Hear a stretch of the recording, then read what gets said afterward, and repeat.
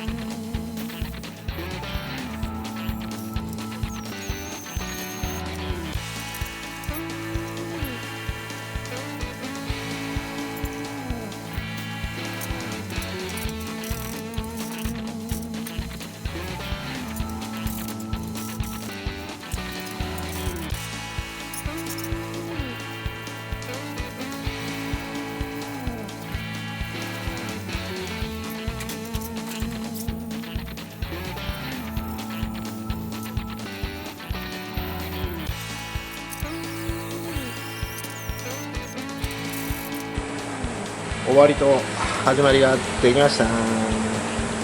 あとは間をつなぎたいと思います。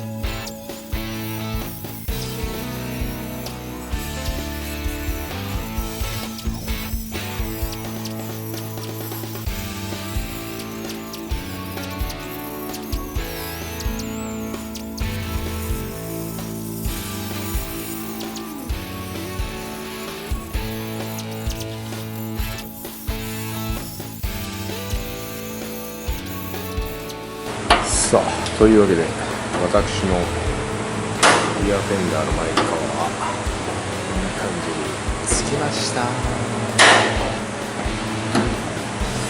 ちょっともうガタガタになったけど前のパネル券もいいかな。だがもいい感じ。もうちょっと細くてもいいかな。どうか平山選手集中しよう。楽しい楽しいです。ほう話したわね。仕事が楽しいじゃやっぱいい環境やな。仕事が楽しいっちゅうのはね、現地っていうか師匠の千鳥さんが言うよ仕事は楽しくね意味ねえやっち。いや楽しみを見つけんと自分で楽しみを見つけるんや。平田見つけたかも。溶接楽しかった。全然全然あ溶接は楽しくなかった。これは全然楽しくねえ。あいやもうやる前からね、あこれもちょっと無理かなって。ちょっと溶接は雑魚やったな平ちゃん。